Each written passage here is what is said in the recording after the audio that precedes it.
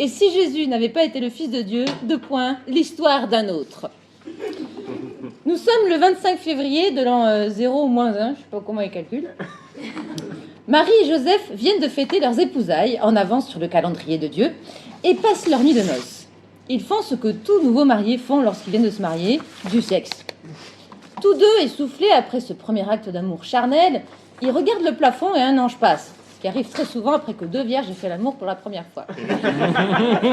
Sauf que là, c'était l'ange Gabriel, en charge du rétroplanning divin. Et Gabriel est bien emmerdé car Marie est déjà en clope.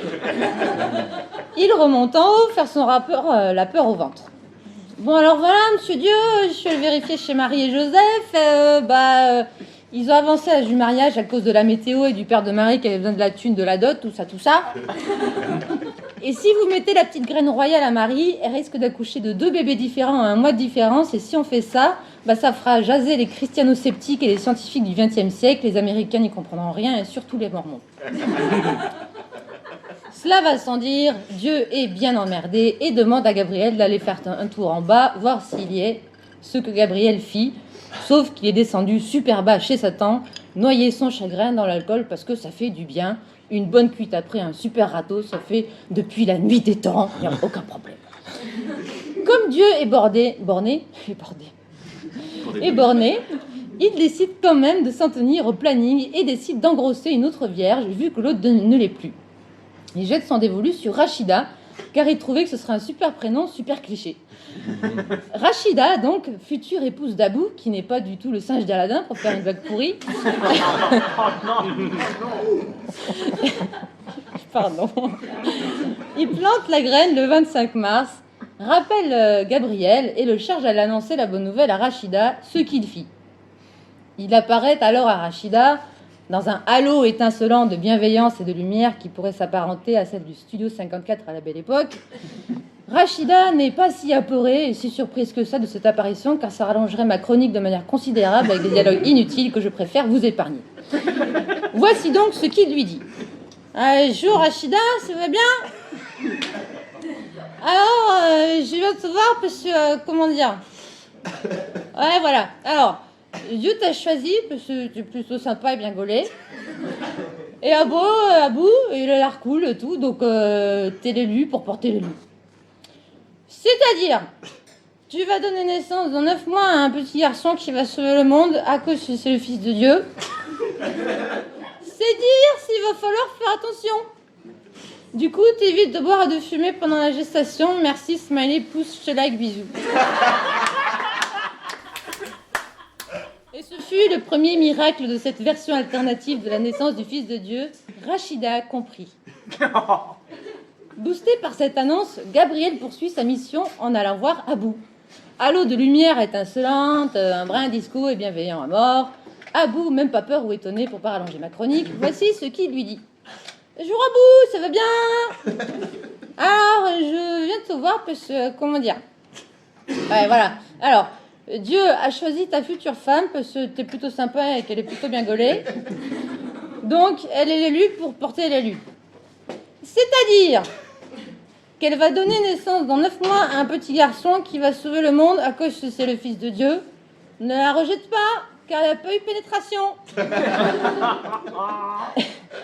Et ce ne fut pas le deuxième miracle de cette version alternative de la naissance du Fils de Dieu, puisque Abou mit Rachida à la porte, ne l'épousa pas et la traita de pute. Tout le monde n'est pas aussi naïf que Joseph dans la version initiale. Faisons une ellipse de temps. Ouais, j'ai choisi un feu d'artifice, je trouvais ça sympa. Il y a des moyens. C'est très graphique en plus à la radio, c'est parfait. Alors que Marie et Joseph s'épanouissent dans leur vie maritale, ils font l'amour régulièrement et aucune menace de tuer leur bébé ne plane sur eux. Et oui, vu que rien ne s'est passé normalement, Hérode n'a pas été averti de la naissance du futur roi des Juifs et aucun massacre d'innocents n'est prévu. Rachida, elle, est en plein désarroi. Rejetée de tous, malgré les annonces répétées de Gabriel à tous les membres de sa famille. « c'est fils de Dieu, putain !» Tout le monde n'étant pas aussi naïf dans la version initiale, elle s'est trouvée une vieille étable abandonnée tout près de Bethléem. En janvier, les rois mages arrivent avec les cadeaux et s'étonnent du bronzage prononcé de l'enfant qui tient visiblement plus de sa mère que de son père. Non pas qu'il soit raciste, il y en a des biens, mais quand même, c'est pas ce qu'on leur avait montré sur photo, enfin sur icône. Même Balthazar, le roi de la bande, est déçu car les a priori ont pris le dessus.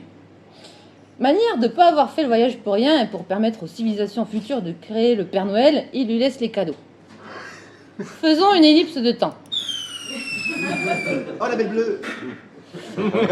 À l'école, le petit Moundir, fils de Dieu, Oh non. mais personne ne le sait, même sa mère, qui boit des coups régulièrement avec Gabriel, l'a oublié, montre des facultés incroyables. Il arrive à manger des insectes crus ou à faire des jeûnes de plusieurs jours car sa mère alcoolique ne cuisine plus, et à tenir plus de 2 heures sur un poteau de 20 cm de diamètre pour épater les copains, ce qui donne des idées à l'aïeul du producteur de Koh-Lanta présent ce jour-là. Jésus, qui se trouve dans la même école, devient très jaloux de Moundir et décide d'en faire son souffre-douleur. Il lui fait des croche-pattes, mais Moundir ne tombe jamais. Il lui balance des boulettes de papier, mais ça lui revient toujours dans la gueule comme un boomerang de Serge Gainsbourg. Jésus le trouve de plus en plus insupportable. Alors qu'il a tout et Moundir rien, il décide donc de devenir son fake meilleur ami afin de pouvoir, et il prendra le temps qu'il faudra, peut-être environ 20 ans puisqu'ils en ont 13, pour le détruire. Faisons une ellipse de temps.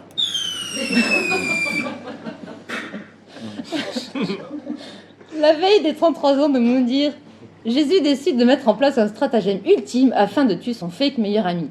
Il vole un mouton, crime passible de la peine de mort sur croix, et laisse une poignée de cheveux de Moundir sur le lieu du crime.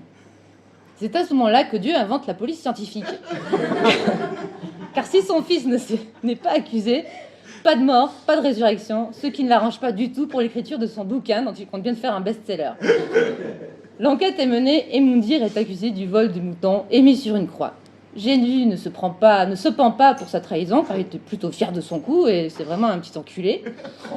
Dieu est... Oh, ben, oui, mais c'est un autre. Ah oui, non, mais c'est alternatif. Alors, Dieu est rassuré, tout reprend à peu près, à peu de choses près, à sa place dans le rétro-planning, et la suite, ou l'à peu près suite, tout le monde la connaît. Résultat, une histoire bancale qui tient en 150 pages et qui se lit aussi facilement qu'un livre de Marc Lévy. Les Américains ont tout compris, mieux que dans la version 1, où le bouquin était vraiment trop long. La police scientifique et Koh-Lanta ont été inventés. Vive Dieu et vive Moundir! Oh,